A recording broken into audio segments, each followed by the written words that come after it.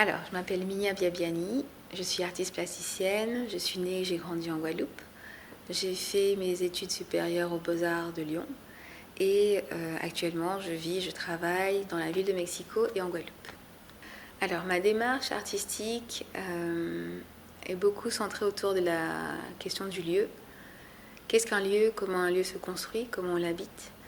J'ai fait beaucoup d'installations in situ en partant du lieu en prenant vraiment le lieu comme une source pour le travail.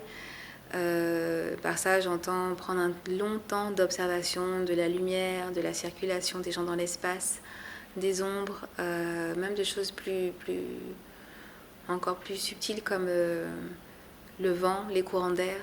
Voilà, de petits éléments qui, moi, m'intéressent beaucoup parce qu'ils y permettent une perception qui passe de la perception intuitive à une perception qui est beaucoup plus orientée comme le placement d'objets dans l'espace. Je m'intéresse beaucoup aux enjeux historiques. En étant guadeloupéenne, je m'intéresse donc à l'histoire coloniale française, à notre présent aussi politique en Guadeloupe. Et à comment ces tensions-là, ou ces non-dits, ces choses qui n'ont pas toujours été abordées, apprises à l'école, digérées, comment elles nous traversent et comment elles nous construisent aussi. Le titre provient en fait d'un travail précédent qui s'appelle Toli Toli, qui est une vidéo et une installation qui sont vraiment basées sur la question de la parole et de la voix du territoire. Comment un territoire peut se raconter, surtout aujourd'hui en parlant du territoire guadeloupéen, de l'archipel guadeloupéen, qui est dans une situation politique très particulière et sur laquelle il y a un grand silence qui s'explique historiquement. Mais je me suis vraiment posé cette question de comment pouvoir amener un langage nouveau, une parole. Et j'ai choisi d'apporter cette parole par la figure du tressage, qui est très présente dans mon travail. Et donc dans la vidéo Toli Toli, qui est pensée comme un tressage entre image, son et écriture.